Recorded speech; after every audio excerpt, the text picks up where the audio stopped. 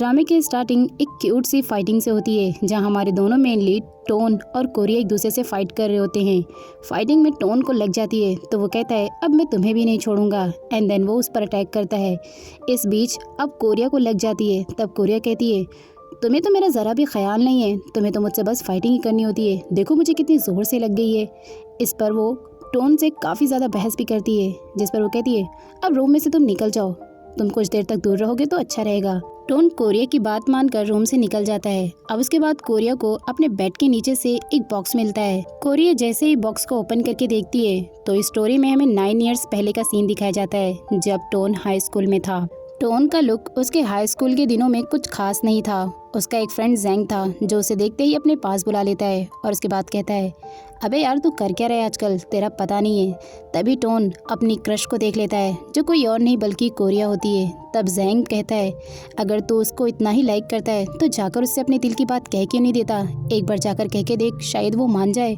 तब टोन कहता है क्या सच में? जैंग कहता है ऑफ कोर्स, ट्राई करना भी तो बनता है ना।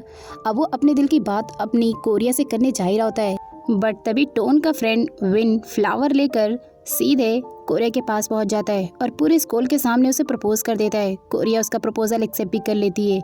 ये सब कुछ टोन को देखकर काफ़ी बुरा लगता है कि उसकी कहानी तो शुरू होने से पहले ही ख़त्म हो गई। लेकिन कुछ दिनों बाद विन और कोरिया का झगड़ा होता है, जिसकी वजह से उन दोनों का ब्रेकअप हो जाता है। छुप छुपाते टोन ये सब कुछ देख रहा था। कहीं ना कहीं टोन इन दोनों के ब्रेकअप से खुश भी था, लेकिन विन के लिए उसे बुरा लग रहा था। कोरिया अपने ब्रेकअप को लेकर रो रही होती है। तब जैंग टोन से कहता है अबे जा, ये बहुत अच्छा मौका है, मामला गर्म है तो हथौड़ा मार दे। वो फटाफट से इस बार बिना देर करते हुए फटाक से कोरिया के पास जाता है और उसे रोते हुए देख अपना रुमाल उसे ऑफर करता है। कोरिया अपने आंसुओं को पोंछती है। तब वो अपने दिल की बात कहने जा ही रहा होता है, लेकिन जहाँ टोन हो और कुछ गड़बड़ ना करे ऐसा हो नहीं सकता। वो गया तो अपना लव कन्फेस करने के लिए था, लेकिन बातों ही बातों में वो सिर्फ कोरिया को अपना फ्रेंड ही बना पाता है। कोरिया उसकी फ्रेंड बन जाती है। आगे हम देखते हैं कि न्यू ईयर का टाइम आता है और वो अपने लैपटॉप पर बैठकर काम कर रहा होता है। तभी कोरिया उसे मैसेज करती है कि क्या आज हम न्यू ईयर तुम्हारे रूफटॉप पर साथ में सेलिब्रेट कर सकते हैं। ये सुनकर तो टोन की खुशी का कोई ठिकाना ही नहीं रहता है और वो फटाक से कोरिया को हाँ का मैसेज करता है। नाइट में वो दोनों एक साथ उसके रूफटॉप पर मिलते हैं, जहाँ उसने कोरिया के लिए एक छोटा सा फायरवर्क्स भी प्लान किया था। उसके बाद लेकिन यहाँ पर भी मिस्टेक हो जाती है, चीज़ें फटाफट से ज़्यादा जलने लग जाती हैं। तब वो फटाफट से उन्हें बुझाता है और उसके बाद कहता है चलो तुम्हें सरप्राइज़ तो एटलीस्ट पसंद आया। यहाँ बुझाते हुए आग को उसे चोट भी लग जाती है। तब कोरिया कहती है तुम्हें काफ़ी चोट लग गई है। वो कहता है इट्स ओके, कोई बात नहीं, मैं तुम्हारे लिए न्यू ईयर का गिफ्ट लेकर आया हूँ। वो कोरिया को गिफ्ट देता है। कोरिया कहती है मैं भी तुम्हारे लिए कुछ लेकर आई हूँ। वो टोन को एक लॉटरी टिकट के पीछे उसका नंबर लिख करके देती है। वो खुश हो जाता है कि अब हम कॉल पर भी बात करने वाले हैं। टोन की लाइफ में कोरिया आ चुकी थी, इसीलिए वो काफ़ी खुश था। दूसरे ही दिन कोरिया ने उसे जो लॉटरी टिकट दिया था उसका नंबर लग जाता है और उसकी लॉटरी निकल जाती है। वो काफ़ी खुश हो जाता है कि कोरिया की दी हुई लॉटरी तो मेरे हाथों से निकल ही पड़ी। वो फटाफट से उसे कॉल करता है और लॉटरी टिकट के बारे में बताता है कि उसकी लॉटरी निकल गई है। कोरिया खुश होती है और कहती है कि तुम्हें इस बात पे तो मुझे ट्रीट देनी चाहिए कि मेरा लॉटरी का टिकट दिया हुआ निकल गया। वो कहता है ऑफ कोर्स व्हाई नॉट। बस ट्रीट देने के चक्कर में ही दूसरे दिन वो उसे मॉल ले जाता है, उसके बाद मूवी दिखाता है और फिर रात का डिनर भी करवाता है। उस दिन होटल में विन ने इन दोनों को साथ में देख लिया था, जिसकी वजह से वो टोन के घर आता है और उसे बहुत मारता है और कहता है साला तू मेरा फ्रेंड है या मेरा दुश्मन, अगर तुझे कोरिया पसंद थी तो बता देता, मेरे बीच में आने की क्या ज़रूरत थी। तब वो कहता है तुमने उसे छोड़ा है, मैंने तुम्हें नहीं कहा था छोड़ने के लिए। विन टोन को गुस्से में मारकर जब चला जाता है तब वहाँ कोरिया पहुँचती है टोन से मिलने के लिए। उसे चोट लगी थी। तब वो उसके ब्लड को रुई से साफ करती है और उसके बाद बैंडेज भी लगाती है। यहाँ पर दोनों एक दूसरे को देखकर खुश होते हैं और फाइनली आज टोन ने कोरिया से अपने दिल की बात कह दी तो कोरिया भी मान जाती है। दूसरे दिन कोरिया अपने भाई को बोलती है कि उसे अपने बॉयफ्रेंड के साथ बाहर घूमने जाना है, प्लीज़ पेरेंट्स को इस बारे में कुछ मत बताना। कोरिया का भाई पोर मान जाता है और कहता है जल्दी घर आ जाना ताकि पेरेंट्स को तुम पर शक ना हो। वो कहती है ठीक है। वो टोन के साथ बीच पर जाती है और काफ़ी फन करती है। इसके अलावा वो दोनों की यहाँ पर पहली किस भी हो जाती है। कोरिया जैसे ही घर पहुंचती है तो उसे पोर से पता चलता है कि पेरेंट्स को उसके बारे में सब कुछ पता चल चुका है, जिसकी वजह से कोरिया का फ़ोन और कोरिया का कॉलेज दोनों ही डैड ने अपने कंट्रोल में कर लिया था। उसके बाद वो उसे काफ़ी डांटते भी हैं। अब जब टोन उसे कॉल कर रहा होता है तो कोरिया का कॉल नहीं लगता क्योंकि मोबाइल तो डैड के पास था अब वो उसके घर पहुंच जाता है, जहां टोन की मुलाकात सबसे पहले कोरिया के डैड से होती है। वो उन्हें हाय हेलो करता है और उसके बाद सीधे मुद्दे पर आकर बता देता है कि वो उनकी बेटी से बहुत प्यार करता है। पर डैड कहते हैं, तुम्हारा स्टैंडर्ड ही क्या है, तुम मेरी बेटी को डिजर्व नहीं करते हो और दोबारा उससे मिलने की कोशिश मत करना। इतना कहकर डैड अंदर चले जाते हैं। अब जब विन को ये सारी बातों का पता चलता है, तब वो कहता है, मुझे पता था कि कोरिया के डैड कभी भी लव शब्द को एक्सेप्ट नहीं करेंगे, इसीलिए तो मैंने कोरिया को छोड़ दिया ना। पर टोन कहता है, मैं उससे सच्चा प्यार करता हूँ और मैं कोरिया को नहीं छोड़ूंगा। मुझे वो चाहिए किसी भी हालत में, इसके लिए मुझे उसके डैड को मनाना भी पड़े तो मैं मनाऊंगा। अगले सीन में हम देखते हैं कि विन और जैंग दोनों ही टोन को एक लड़की का लुक देते हैं और उसका एक फेक अकाउंट बनाकर सीधा लैपटॉप पर मैसेज करते हैं। यहाँ पर जैसे ही कोरिया डीपी देखती है तो वो समझ जाती है कि ये कोई और नहीं बल्कि टोन है और वो उससे बातें करती है। अगले सीन में हम देखते हैं कि अब कुछ दिनों बाद टोन को जॉब भी मिल चुकी थी और यहाँ पर कोरिया के लिए एक पार्सल आता है जो उसकी मॉम उसे देख कर जाती है। मॉम कहती हैं कि इसे खोल कर देख लो आखिर क्या है। कोरिया मॉम के जाने के बाद जब पार्सल खोलती है तो उसमें मोबाइल होता है जो कि टोन ने उसकी अपनी पहली सैलरी से भेजा था। कुछ दिनों बाद कोरिया पेरेंट्स से झूठ बोलकर अपना पूरा सामान लेकर सीधा टोन के घर शिफ्ट होने चली जाती है, जहां टोन को गलत लगता है ये सब कुछ, लेकिन कोरिया कहती है प्यार में इतना तो चलता है। यहाँ पर वो सब पार्टी सेलिब्रेट कर रहे होते हैं जिसमें उन्होंने अपने फ्रेंड्स को इन्वाइट किया था। सबसे पहले तो पोर आता है, उसके बाद जैंग और उसकी गर्लफ्रेंड ओम भी आते हैं और उसके बाद एक मोटा सा लड़का जो कि कोई और नहीं बल्कि विन ही था, क्योंकि अब वो यूट्यूबर बन चुका था, इसीलिए रेसिपीज ट्राई करते करते और यूट्यूब वीडियोस बनाते बनाते उसका फैक्ट काफ़ी बढ़ चुका था। उसके बाद ही यहाँ पर सारे लोग खुश हो जाते हैं कि उन्हें एक बार फिर से अपनी फ्रेंडशिप इतने दिनों बाद एक दूसरे के साथ निभाने को मौका मिला है। जहाँ वो कहती है ये मोटा सा बत्ता लड़का कौन है, तब विन उसे बताता है कि मैं विन हूँ, थोड़ा मोटा हो गया हूँ ना। उसके बाद ही हम देखते हैं कि वहाँ पर पेरेंट्स भी पहुँच जाते हैं। पेरेंट्स कोरिया से कहते हैं कि तुम इस लड़की को छोड़ दो, ये तुम्हारे काबिल नहीं है। लेकिन वो कहती है, डैड मैंने छोटे से बड़े होने तक के आपने जो कुछ कहा मैंने सब मान लिया, बट अब ये मेरे प्यार की बात है और मेरा डिसीजन यही है कि मैं टोन को लाइफ टाइम अपने साथ रखना चाहती हूँ। उसकी बातें पेरेंट्स को काफ़ी बुरी लगती हैं, इसीलिए वो चले जाते हैं। टोन जब घर में सामान शिफ्ट कर रहा होता है तब उसके हाथ में वही बॉक्स होता है जिसके बारे में जब कोरिया पूछती है तो टोन कुछ नहीं बताता और उसे बॉक्स छूने के लिए मना करता है। अब कहानी प्रेजेंट में शिफ्ट होती है और कोरिया ने इस बॉक्स में वही रुमाल देखा था जो पहली बार टोन ने उसे हाई स्कूल में आंसू पोंछने के लिए दिया था। और यहाँ पर कोरिया की बहुत सारी पिक्चर्स भी होती हैं जो टोन ने उस बॉक्स में रखा था। उसके बाद वो लॉटरी टिकट भी जो कोरिया ने न्यू ईयर पर टोन को दिया था। कोरिया सोचती है उसने मेरी दी हुई हर चीज़ को इतना संभाल कर रखा है, आखिर क्यों।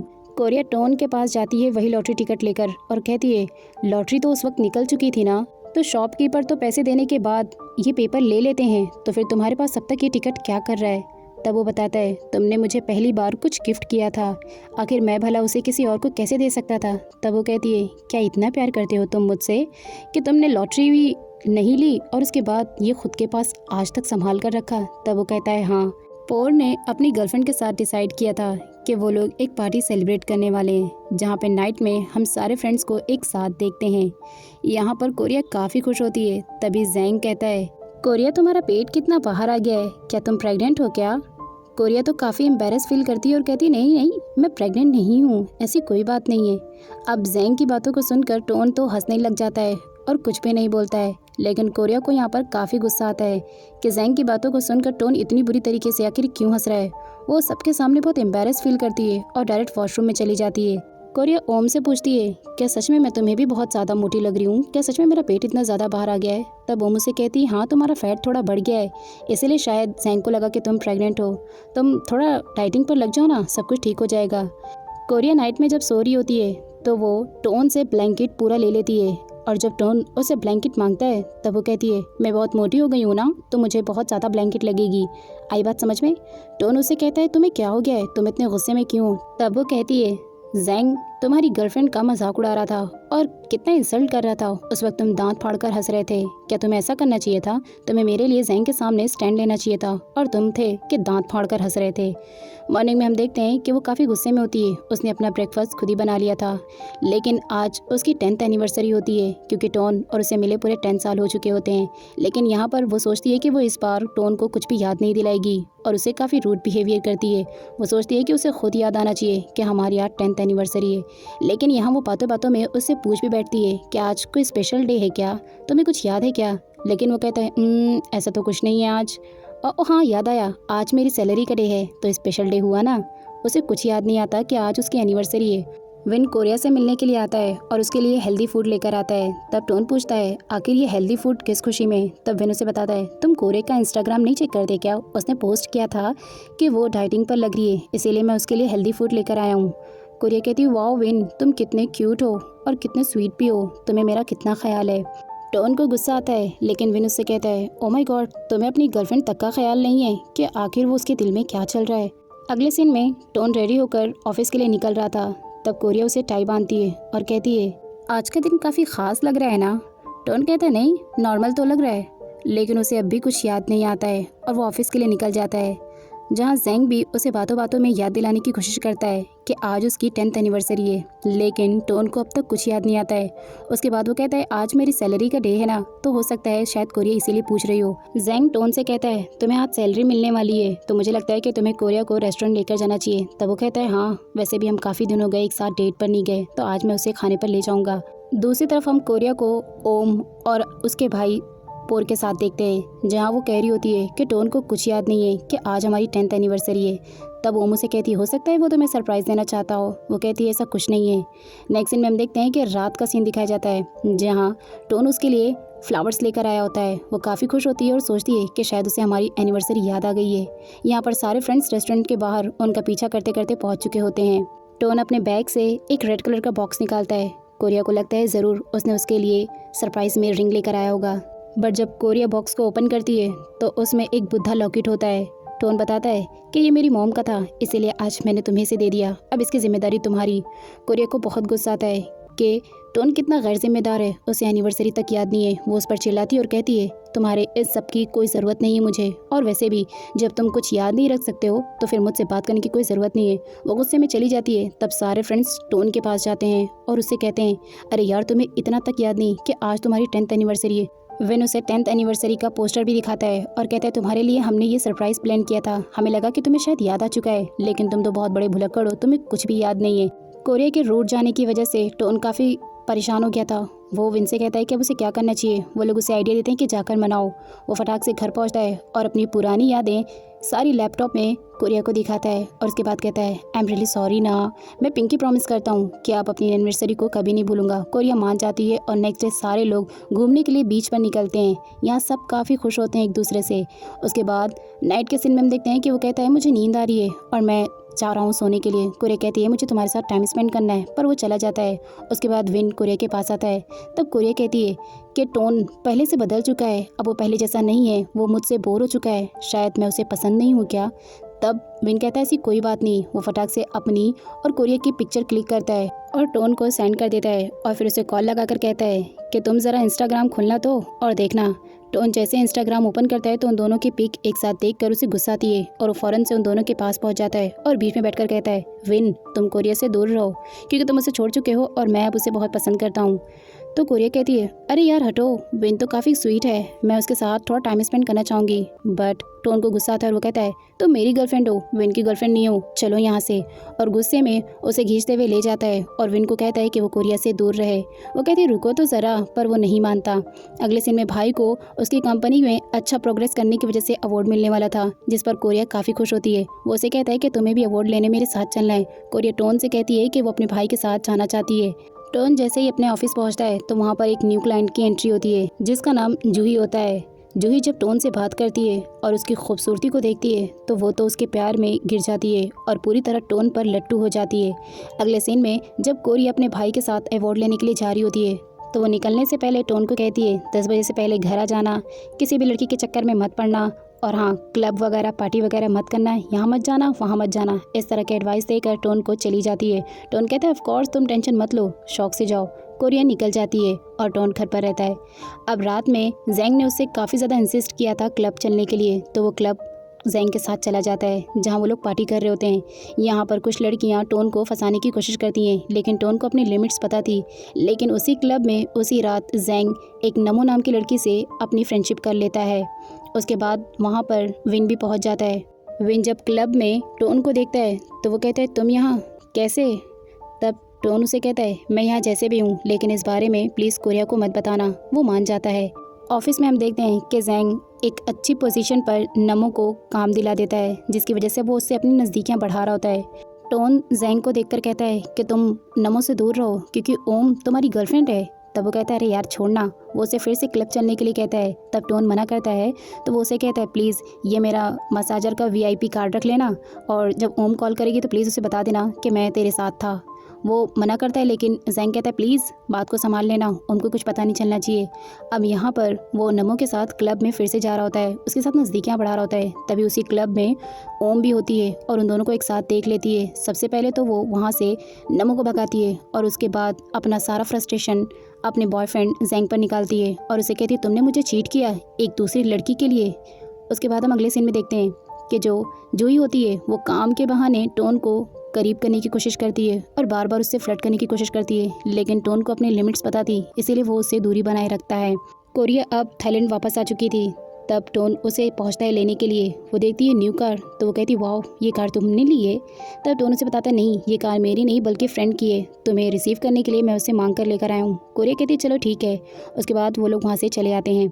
अब सारे फ्रेंड्स मिलकर दोपहर का लंच कर रहे होते हैं, जहाँ बातों ही बातों में ओम कोरिया को बता देती है कि तुम्हारे जाने के बाद टोन क्लब गया हुआ था। ये बात सुनकर तो कोरिया का पारा चढ़ जाता है कि मैंने टोन से मना किया था कि मेरे जाने के बाद वो कहीं नहीं जाएगा, लेकिन उसने मेरी बात को ज़रा भी अहमियत नहीं दी। रास्ते में भी वो टोन से कोई बात नहीं करती है और बस फ्रस्ट्रेशन ही निकाल रही होती है। घर पहुंचते ही उसे शक होता है कि कहीं वो मुझसे कुछ छुपा तो नहीं रहा है, जिस पर वो उसका बैग चेक करती है जहाँ उसे VIP मसाजर कार्ड मिलता है और वो सोचती है कि उसने मेरे जाते ही मसाजर कंपनी में मेंबरशिप कर ली और फिर गाड़ी के पेपर्स भी मिलते हैं। वो तो टोन के नहाने का भी वेट नहीं करती है और उसे डायरेक्ट बाथरूम से बुलाकर कहती है तुमने मुझसे झूठ बोला, मेरे जाते ही तुम्हें VIP मसाजर का मेंबरशिप मिल गया है और उसके बाद वो गाड़ी भी तुम्हारी खुद की है, ये तुम्हारे नाम पे ही है ना पेपर्स।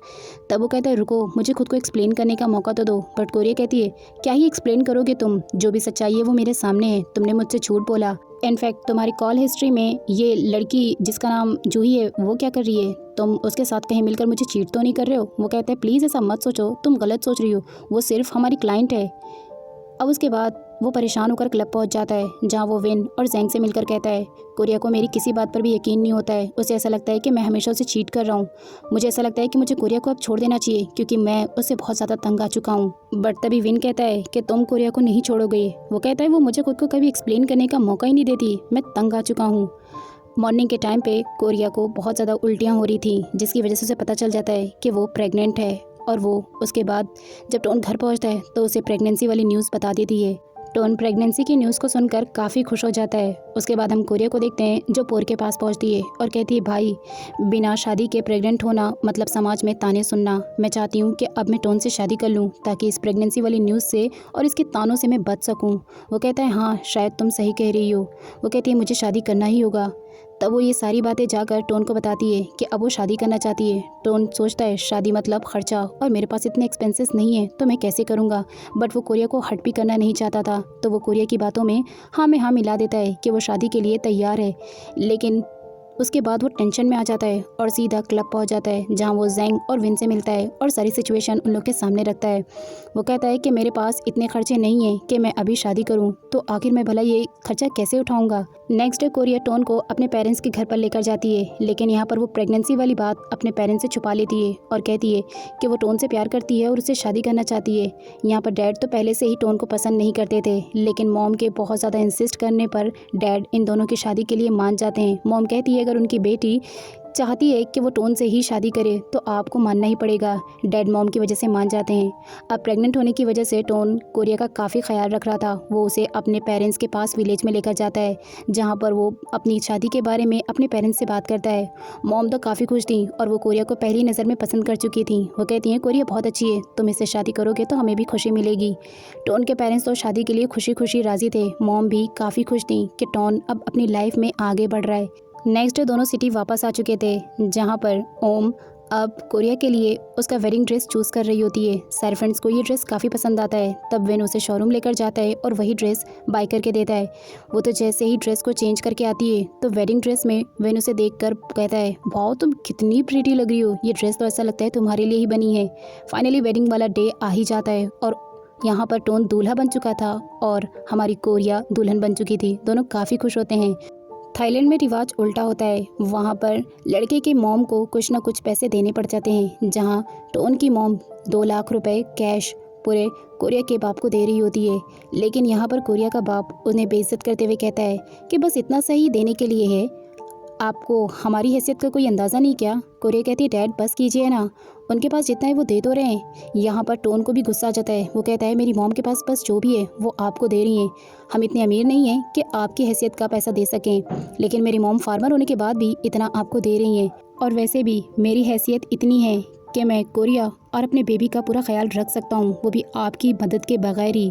अब जैसे ही बच्चे की बात पेरेंट्स को पता चलती है तो वो काफ़ी गुस्से में आ जाते हैं एंड सारे मजमे में ये बात होने लगती है कि शादी तो हुई नहीं और बच्चा पहले। यहाँ पर कोरिया की काफ़ी इंसल्ट होती है। डैड पूछते हैं क्या सच में तुम प्रेग्नेंट हो। वो बिना कुछ बताए वहाँ से चली जाती है और बाहर जाकर रोने लगती है। तब पोर उसके पास पहुंचता है। कोरिया उससे कहती है टोन को ये बात सबके बीच में बताने की भला क्या ज़रूरत थी कि मैं प्रेग्नेंट हूँ। अब मुझे समाज में सिर्फ ताने के अलावा और कुछ नहीं मिलेगा। वो चुप भी तो रह सकता था, थोड़ी सी बातें डैड की सुन भी तो सकता था। रोती है, भाई उसे मनाता है। नाइट के सीन में वो काफ़ी गुस्से में होती है और टोन से बात नहीं कर रही होती है। तब टोन उसे मनाता है और कहता है प्लीज़ चुप हो जाओ ना, मान जाओ ना मेरी बात। आई एम रियली सॉरी, मुझसे गलती हो गई, पर तुम्हारे डैड ने भी तो मेरे मॉम और मेरे डैड के बारे में कितना गलत बोला, मुझे बर्दाश्त नहीं हुआ और बस मेरे मुंह से वो सब कुछ निकल गया। I am really sorry, please मान जाओ ना। वो कहती है तुम चुप भी तो रह सकते थे, डैड की 2 बातें सुन भी तो सकते थे। वो समय वो बाहर चला जाता है और उसके बाद वो जैंग और विन दोनों को मैसेज करता है कि शायद कोरिया की लाइफ में अब मेरी कोई भी इम्पोर्टेंस नहीं है। वो कभी भी मेरे बारे में नहीं सोचती है, सिर्फ खुद के बारे में सोचती है। मेरी इंसल्ट उसे अपनी इंसल्ट फील नहीं होती है। क्यों वो ऐसा क्यों करती है। मैं उससे तंग आ चुका हूँ और मुझे ऐसा लगता है कि मुझे अब उसे छोड़ देना चाहिए, क्योंकि शायद हमारे बीच में वो रिलेशनशिप नहीं रहा। वो जैंग और विन को ये मैसेज सेंड करता है, पर गलती से ये मैसेज कोरिया पर भी सेंड हो जाता है। कोरिया ये मैसेज पढ़कर बहुत ज़्यादा गुस्से में आ जाती है। अब इतने में ही टोन भागता हुआ कोरिया के पास आता है और उसे कहता है प्लीज़ वो सब कुछ मैंने फ्रस्ट्रेशन में लिख दिया, ऐसा कुछ नहीं है जैसा तुम सोच रही हो। कोरिया कहती है तुम मेरे बारे में ये सोचते हो मैं तुम पर बोझ हूँ ना। वो उससे बहुत ज़्यादा फाइट करती है और झगड़े में गुस्से से घर से निकल जाती है। उसके बाद टोन उसे रोकता है कि रुक जाओ प्लीज़ मेरी बात सुनो, बट वो गाड़ी लेकर निकल जाती है। टोन तो काफ़ी ज़्यादा परेशान हो जाता है और सोचता है क्या करे। वो कोरिया को कॉल पे कॉल किए जा रहा था, लेकिन कोरिया गुस्से में उसका कॉल रिसीव नहीं करती है। वो चुपचाप भाई के घर पर पहुंच जाती है। वहां जाने के बाद स्ट्रेस की वजह से उसकी तबीयत काफ़ी ज़्यादा ख़राब हो जाती है, तो पोर उसे हॉस्पिटल ले जाता है, जहां डॉक्टर उसे बताती है कि प्रेगनेंसी में इतना ज़्यादा स्ट्रेस लेना उसके बच्चे के लिए ख़तरा साबित हो सकता है। आप लोग को चाहिए कि उसे स्ट्रेस ना दें और उसका ध्यान रखें, वरना बच्चे की हालत काफ़ी बिगड़ सकती है। भाई कहता है ठीक है डॉक्टर, आप बेफिक्र रहिए, मैं उसका काफ़ी अच्छे से ख्याल रखूँगा। ये सब कुछ सुनकर पोर भी गुस्से में आ जाता है और उसके बाद वो टोन के पास पहुँचता है। सबसे पहले वो टोन को बहुत ज़्यादा मारता है और उसके बाद कहता है तुम्हारी हिम्मत कैसे हुई मेरी बहन को धोखा देने की, तुम्हारी वजह से उसकी हालत कितनी ख़राब हो गई, उसके बच्चे तक के बात बिगड़ सकती थी। तब वो कहता है प्लीज़ ऐसा कुछ नहीं है जैसा तुम लोग सोच रहे हो, प्लीज़ मुझे खुद को एक्सप्लेन करने का मौका दो, मुझे कोरिया से मिलना है, मुझे उसके पास ले चलो। तब पोर कहता है लेकिन वो तुमसे नहीं मिलना चाहती है। बहुत इंसिस्ट करने के बाद पोर उसे हॉस्पिटल लेकर जाता है, लेकिन तब तक कोरिया वहाँ से जा चुकी होती है। ओम उसे कॉल पे कॉल ट्राई कर रही थी लेकिन नहीं लग रहा था। टोन भी उसे बार बार कॉल पे कॉल ट्राई कर रहा था कि आखिर वो है कहाँ। उसके बाद जब कॉल नहीं रखता तो वो हार मानकर बैठ जाता है और सबसे कहता है ऐसा नहीं है जैसे तुम लोग सोच रहे हो यार, मैंने बस वो फ्रस्ट्रेशन में तुम लोगों को मैसेज किया और वो मैसेज गलती से उस पर भी सेंड हो गया और कोरिया ने वो सब कुछ पढ़ा और उसके बाद वो झगड़ा करके मुझसे घर से निकल गई। मैंने उसे रोकने की बहुत कोशिश की, उसे मेरी बहुत ज़रूरत है, इवन वो प्रेग्नेंट है इस समय, तो मुझे उसका बहुत ख्याल रखना है। तब वो मुझसे कहती है तुमने एक लड़की के साथ जो किया वो बहुत गलत किया, इतने दिनों बाद अब तुम्हें ख्याल आया कि तुम्हें उससे प्यार नहीं है और तुम्हें उसे छोड़ देना चाहिए। अच्छा किया कोरिया ने तुम्हें जो छोड़ दिया, बहुत अच्छा हुआ तुम्हारे साथ। टोन अब बहुत ज़्यादा अंदर से टूट चुका था और बहुत रोता है कि अब वो करे भी तो क्या करे। फिर से वो कॉल ट्राई करता है बट कॉल नहीं उठाती। हार मानकर वो घर चला जाता है। आधी रात को उसकी आंखें खुल जाती हैं और बस कोरिया के फ़ोटोज़ को ही देखता रह जाता है। मॉर्निंग में जब वो ऑफिस जाने के लिए तैयार होता है तो टाई को लेकर सोच रहा होता है कि आज तो कोरिया भी नहीं है कि वो उसकी टाई को बांध दे, और उसी का ध्यान बार बार आ रहा होता है। टोन किसी तरह अपने दिल को बहलाने के लिए ऑफिस पहुंचता है, लेकिन यहाँ भी उसका ऑफिस में मन नहीं लगता और उसका ध्यान कोरिया पर होता है। वो उसके बारे में पता करने के लिए उसके पेरेंट्स के घर पर पहुंचता है कि क्या कोरिया वहाँ पर गई है, लेकिन पेरेंट्स के पास भी कोरिया नहीं थी। यहाँ पर उसके डैड कहते हैं अगर मेरी बेटी को कुछ भी हुआ तो मैं तुम्हें नहीं छोड़ूंगा। वो कहता है पता नहीं कोरिया इस वक्त कहाँ होगी, उसे मेरी बहुत ज़रूरत है और प्रेगनेंसी की हालत में तो बहुत ही ज़्यादा मुझे उसकी ज़रूरत है। मुझे उसका ख्याल रखना था और ये सब कुछ मैंने क्या कर दिया। मुझे खुद पर ही गुस्सा आ रहा है कि मैंने क्या किया। पेरेंट्स कहते हैं कि जाओ और जाकर ढूंढो उसे, इस वक्त वो कहाँ है। पेरेंट्स को भी कोरिया की काफ़ी फिक्र होती है। अगले सीन में हम देखते हैं कि कोरिया जो है वो विन के घर पर थी। विन उसका काफ़ी अच्छे से ख्याल रख रहा होता है। विन टोन से बताना चाहता था कि कोरिया उसके साथ उसके घर पर सेफ है, लेकिन कोरिया ने ही विन को मना कर रखा था कि वो टोन को अभी इस बारे में कुछ ना बताए कि मैं उसके घर पर हूँ। इसीलिए विन ने टोन को कुछ नहीं बताया था। कोरिया की हालत भी अब ठीक लग रही थी। विन उसका काफ़ी ख्याल रखता है क्योंकि इस वक्त कोरिया प्रेग्नेंट जो थी। अब उसके बाद हम नाइट के सीन में देखते हैं कि पोर विन को कॉल करके पूछता है कि क्या कोरिया तुम्हारे घर पर है।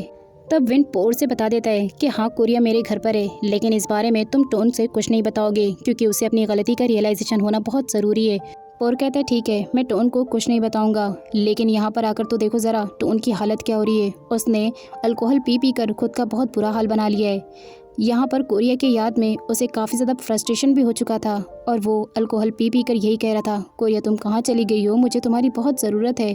तब विन टोन को देखने के लिए उसके घर पर पहुँचता है, जहाँ वो विन से कहता है विन यार तू बता, तू जानता है क्या कोरिया के बारे में कुछ भी, एक बार बता दे मुझे कि कोरिया कहाँ है। मैं उससे मिलकर उसके हाथ पाँव पड़कर उससे माफ़ी मांग लूँगा। प्लीज़ विन बता देना कि कोरिया कहाँ है। विन कहता है मुझे क्या पता, वो तुम जानो और वो जाने।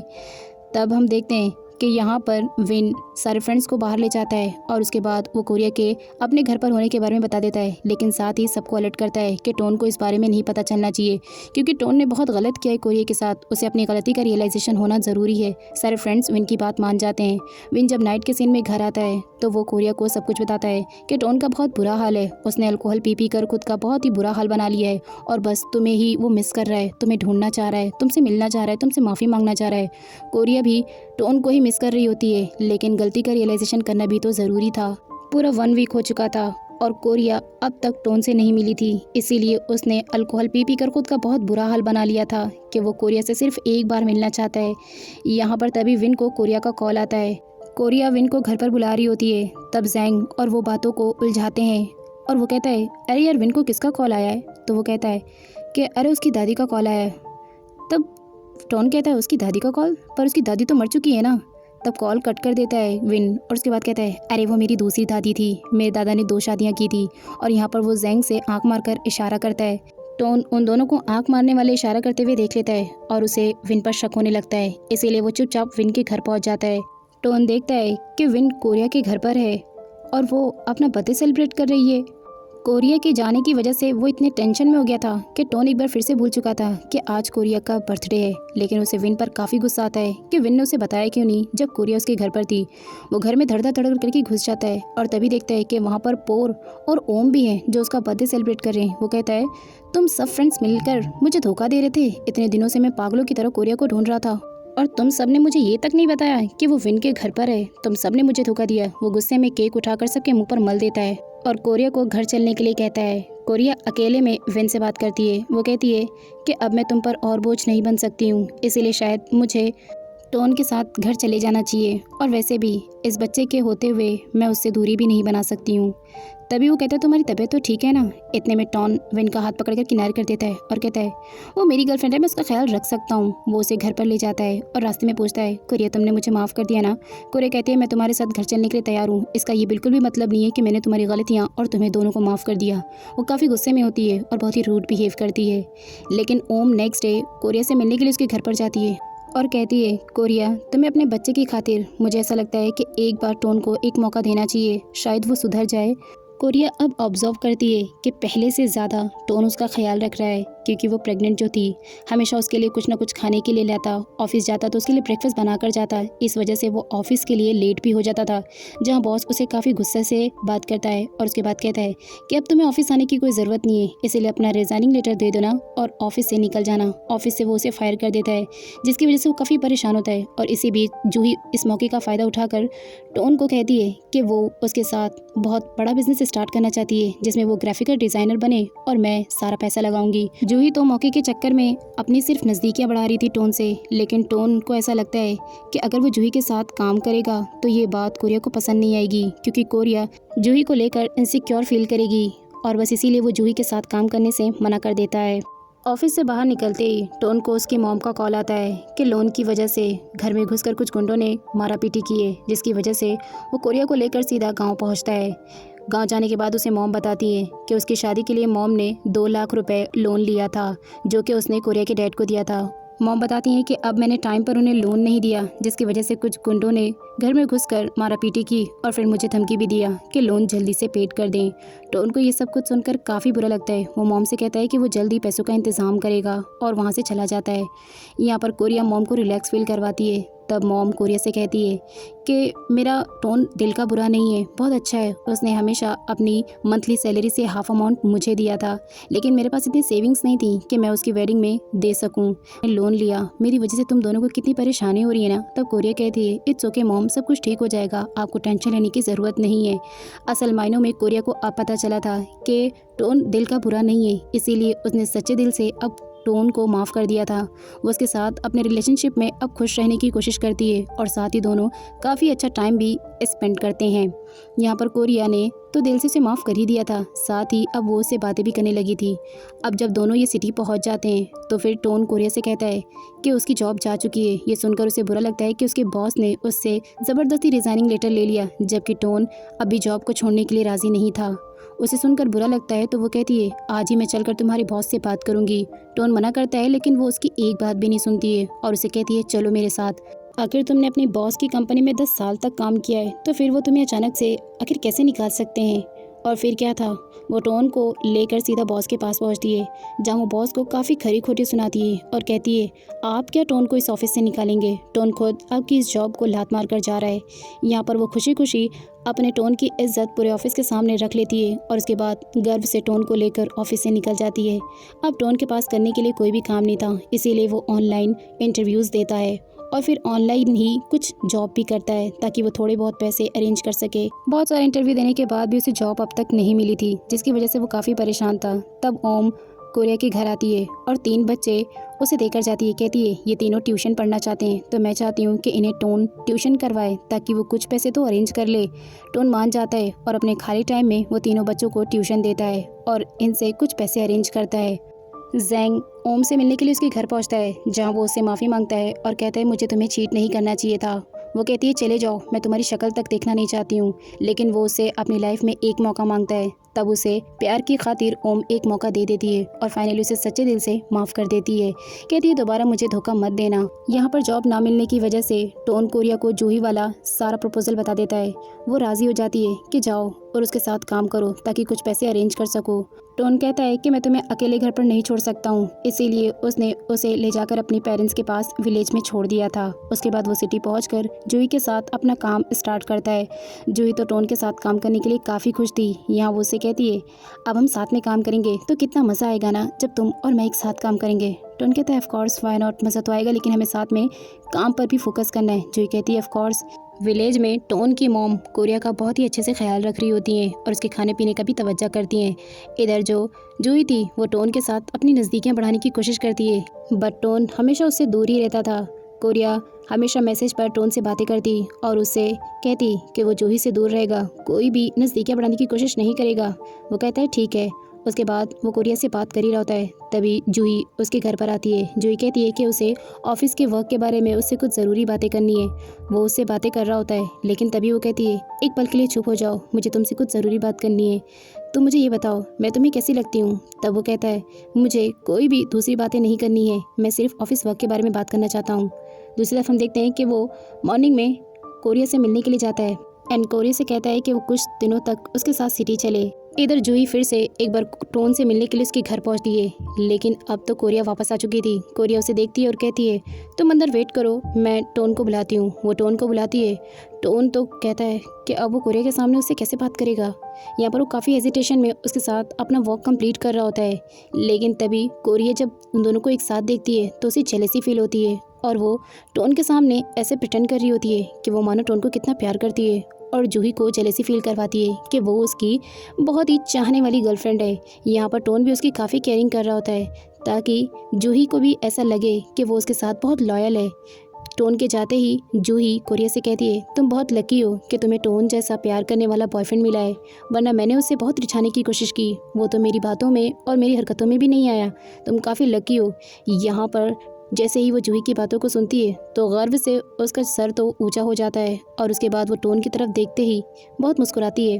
दूसरी तरफ देखते हैं कि टोन अब ऑनलाइन वर्क करना भी स्टार्ट कर दिया था और उसके बाद वो इसके साथ साथ कोरिया का भी बहुत अच्छे से ख्याल रख रहा था, लेकिन इस बीच उसे अपनी सेहत का कुछ ख्याल नहीं था। वो बच्चों को ट्यूशन भी देता था, जिसकी वजह से काम का बहुत ज़्यादा प्रेशर होने की वजह से वो बीमार पड़ चुका था। कोरिया उसे हॉस्पिटल ले जाने के लिए कहती है, लेकिन वो कहता है कि हॉस्पिटल जाएंगे तो काफ़ी खर्चा हो जाएगा, बट कोरिया नहीं मानती और उसे हॉस्पिटल ले जाती है फाइनली, जहाँ सारे फ्रेंड्स टोन से मिलने के लिए आते हैं और उसे कहते हैं कि वो काम थोड़ा कम करे। अब जब यहाँ पता चलता है पेरेंट्स को कि कोरिया की वजह से टोन इतना ज़्यादा सर्वाइव कर रहा है, जिसकी वजह से उसकी हालत तक ख़राब हो गई क्योंकि उसने अपना खुद का ख्याल नहीं रखा, तो पेरेंट्स को समझ में आ जाता है कि कोरिया गलत हाथों में नहीं है और फाइनली वो इस बार टोन से अच्छे से बात करते हैं। और उसके बाद जब उसके पेरेंट्स हॉस्पिटल से निकल रहे होते हैं तो वो हॉस्पिटल का बिल भी पोर को दे देते हैं कि वो पेड कर देगा। टोन ने एक बहुत बड़ी कंपनी में इंटरव्यू दिया जहां उसे एक प्रोजेक्ट तैयार करने के लिए कहा जाता है। वो घर पहुंचता है और अपने इस इंटरव्यू की बात जब वो कोरिया से शेयर करता है तो कोरिया खुश हो जाती है। नेक्स्ट डे वो अपना प्रोजेक्ट बनाकर चला जाता है और सोचता है कि प्लीज़ आज मेरी जॉब लग जाती। तभी कोरिया उसे कॉल करती है और कहती है कि उसके पेट में बहुत ज़्यादा दर्द हो रहा है, उसे हॉस्पिटल जाना है। वो कहता है लेकिन अभी तो मेरा इंटरव्यू भी नहीं हुआ है, मैं आखिर घर कैसे आ सकता हूँ। तब कोरिया उसे कहती है ठीक है, मैं हॉस्पिटल के लिए निकल जाती हूँ, तुम डायरेक्टली हॉस्पिटल पहुँच जाना, तब तक तुम्हारा इंटरव्यू भी हो जाएगा और मैं हॉस्पिटल भी पहुँच जाऊँगी। वो कहता है ठीक है, मैं फटाक से इंटरव्यू देकर तुम्हें हॉस्पिटल में आकर रिसीव कर लूँगा। वो कहती है ठीक है, मैं कॉल रखती हूँ, मुझे दर्द बहुत ज़्यादा हो रहा है। अब जैसे ही उसका नंबर आता है इंटरव्यू के लिए तो वो अपना प्रोजेक्ट सबमिशन करता है और उसके बाद सारे आइडियाज़ प्रोजेक्ट के अपने इंटरव्यूअर्स को बताता है। यहाँ पर उसका ध्यान सारा का सारा कोरिया की तरफ होता है कि पता नहीं कोरिया किस हाल में होगी, उसका बेबी कैसा होगा, पता नहीं वो दोनों ठीक भी तो होंगे कि नहीं। यहाँ पर वो अपना इंटरव्यू पूरी तरीके से नहीं देता है और सॉरी कहकर कहता है कि इमरजेंसी है और डायरेक्ट अपनी कार लेकर हॉस्पिटल के लिए निकल जाता है। रास्ते में ट्रैफिक बहुत ज़्यादा होता है तो वो कार को वहीं छोड़ देता है और भागे भागे सीधा हॉस्पिटल पहुंचता है। वहाँ जाकर देखता है तो कोरिया मोबाइल में देखकर अपना मेकअप सही कर रही होती है। कोरिया उसे कहती है तुम इतनी जल्दी पहुंच गए। तब वो कहता है तुम यहाँ मेकअप कर रही हो और तुम्हारे बारे में सोच सोचकर मेरा बुरा हाल हो रहा था कि पता नहीं तुम कैसी हो, ठीक हो भी या नहीं। वो कहती मैंने तुम्हें कहा तो था कि इंटरव्यू देकर आना। वो कहता है मुझे तुम्हारी फिक्र हो रही थी। इतने में ही कोरिया को वापस से पेन होना स्टार्ट हो जाता है और वो कहती है प्लीज़ डॉक्टर को बुलाओ, मुझे बहुत तेज़ दर्द हो रहा है। वो नर्स को बुलाता है, कहता है डॉक्टर को बुलाओ। एंड हम थोड़ी देर बाद देखते हैं कि उसने एक बेबी बॉय को जन्म दिया था। घर के सारे मेंबर्स काफ़ी खुश होते हैं कि कोरिया का बेबी बॉय हुआ है और यहाँ पर सारे लोगों की खुशी का कोई ठिकाना नहीं होता है। सबके सब कोरिया और टोन को कांग्रेस करते हैं। आगे बच्चे का और कोरिया का टोन बहुत ही अच्छी तरीके से ख्याल रखता है और इस तरह उसका ऑफिस वर्क भी बहुत अच्छा जा रहा था। उसे जॉब मिल चुकी थी एंड एक साल बाद हम देखते हैं कि उसे मैनेजर की पोस्ट मिल चुकी है और यहाँ पर वो अपनी पोस्ट को लेकर काफ़ी खुश होता है। उसका बेबी बॉय भी पूरा 1 साल का हो चुका था एंड यहाँ पर वो अपने बेबी को लेकर भी अब बहुत खुश रहने लगा था। सारे फ्रेंड्स उसके घर पर पहुंचते हैं क्योंकि आज उसके बच्चे का बर्थडे था, क्योंकि आज वो 1 साल का पूरा हो चुका था। कोरिया और टोन अपनी लाइफ में अब खुश थे। टोन ने मौका देखकर कोरिया के लिए एक अच्छी सी रिंग भी लेकर आया था। वो आज उसे प्रपोज करता है। कोरिया रिंग को देखकर काफ़ी खुश होती है एंड फाइनली दोनों के पेरेंट्स ये डिसाइड करते हैं कि अब उन्हें कोरिया और टोन की शादी कर देनी चाहिए। फाइनली गाइज दोनों फैमिली की जितनी भी मिसअंडरस्टैंडिंग थी वो सब कुछ क्लियर हो चुकी थी और कोरिया और टोन एक दूसरे के लिए काफ़ी खुश थे एंड फाइनली उनकी वेडिंग भी अब डिसाइड हो चुकी थी। अब सारे फ्रेंड्स फिर से एक बार वेडिंग ड्रेस को देख रहे होते हैं, जहां ओम कहती है ये ड्रेस तो तुम पर काफ़ी अच्छी लगेगी और एक बार फिर से विन उसे उसका वेडिंग ड्रेस दिलाने के लिए शोरूम लेकर जाता है, जहां वो जैसे ही ड्रेस को ट्राई करती है तो विन कोरिया से कहता है ओ माय गॉड, ये ड्रेस तो तुम पर कितनी ब्यूटीफुल लग रही है एंड तुम इसमें काफ़ी अच्छी लग रही हो। विन इस वेडिंग ड्रेस के साथ उसकी एक फ़ोटो क्लिक करता है और इंस्टाग्राम पर पोस्ट कर देता है। जैसे ही ये चीज़ टोन देखता है तो उसे बहुत गुस्सा आता है कि वो गर्लफ्रेंड मेरी है और बीवी मेरी बनने जा रही है एंड फोटोज़ विन उसके साथ क्लिक कर रहा है। विन जैसे ही आता है तो वो उसे पानी के फव्वारों से भिगा देता है और कहता है प्लीज़ कोरिया से दूर रहे यार, अब तो हमारी शादी भी होने वाली है। इस चक्कर में सारे फ्रेंड्स पानी के फव्वारों से भीग जाते हैं क्योंकि सब मस्ती जो कर रहे होते हैं। अगले सीन में हम देखते हैं कि फाइनली एक बार फिर से टोन दूल्हा बन जाता है और जो हमारी कोरिया होती है वो दुल्हन बन जाती है। वो जैसे ही वेडिंग ड्रेस नीचे पहन कर आती है तो सब लोग उसे देखकर काफ़ी खुश हो जाते हैं। कोरिया और टॉन वेडिंग प्लेस के लिए निकल जाते हैं। दूसरी तरफ हम देखते हैं कि कोरिया के बेबी को ओम और जेंग संभाल रहे होते हैं। वो एंगेजमेंट की रिंग उसके बेटे के हाथ में देता है और कहता है ये देखो रिंग प्यारी है ना, बट तभी उसका बेबी बॉय इस रिंग को पानी में फेंक देता है। जेंग कहता है ये तुमने क्या किया। वो तो फटाक से रिंग को ढूंढने चला जाता है क्योंकि आज उसी रिंग से उन दोनों की एंगेजमेंट होने वाली थी। दूसरी तरफ हम देखते हैं कि रास्ते में इन लोगों की कार एक बड़े गड्ढे में फंस जाती है। कोरिया नीचे उतरकर कार को पीछे से धक्का भी लगाती है ताकि गाड़ी खड्डे से बाहर आ जाए, पर गाड़ी तो निकलती ही नहीं, जिसकी वजह से ये लोग परेशान हो जाते हैं। इधर पोर को कॉल आता है कि उनकी गाड़ी गड्ढे में फंस गई है, जिसकी वजह से उन्हें थोड़ा सा लेट हो जाएगा। पोर कहता है प्लीज़ जल्दी करना क्योंकि सारे गेस्ट आ चुके हैं। तभी विन को भी कॉल आती है कि एंगेजमेंट रिंग को कोरिया के बेबी बॉय ने पानी में फेंक दिया है, जिसकी वजह से वो लोग को भी उसे ढूंढना होगा। दूसरी तरफ अब टोन गाड़ी से बाहर निकलकर धक्का लगा रहा होता है कि गाड़ी खड्डे से बाहर निकल जाए, लेकिन अब तक उनकी कोशिशें नाकाम थी। इतने में हम देखते हैं कि वहाँ बाइक पर 3 बॉयज़ की एंट्री होती है जो कि इस ड्रामे के सीज़न 2 के मेन लीड्स हैं। वो लोग सब मिलकर इस गाड़ी को खड्डे से बाहर निकाल देते हैं। दूसरी तरफ हम देखते हैं कि सारे लोग पानी के अंदर रिंग को ढूंढ रहे होते हैं एंड फाइनली एक गेस्ट को वो रिंग मिल जाती है। वो खुशी से बताती है कि रिंग मिल गई, सारे लोग अब वेडिंग प्लेस पर चलने चाहिए। सब लोग वेडिंग प्लेस पर निकल जाते हैं। दूसरी तरफ इनकी गाड़ी भी गड्ढे से बाहर निकल चुकी थी एंड ये लोग भी टाइम पर वेडिंग प्लेस पर पहुंच जाते हैं, जहां सारे लोग इनका स्वागत फूलों से करते हैं। फाइनली टॉन कोरिया को रिंग पहना देता है और इनकी एंगेजमेंट भी हो जाती है और इसके बाद यहीं पर इनके रिचुअल्स भी कंप्लीट होते हैं और साथ ही इनकी शादी भी हो जाती है और फिर स्वीट सी किस भी हमें दिखाई जाती है। वेडिंग कंप्लीट होने के बाद सारे लोग बहुत खुश होते हैं कि फाइनली इनकी शादी तो हो गई। वेडिंग के बाद टोन कोरिया से प्रॉमिस करता है कि वो उसका साथ ज़िंदगी भर निभाएगा और इसी के साथ इनकी किस भी हो जाती है। कोरिया कहती है ओहो you are so sweet. Guys इनकी अतरंगी लव स्टोरी आपको कैसे लगी मुझे कमेंट में ज़रूर बताएं।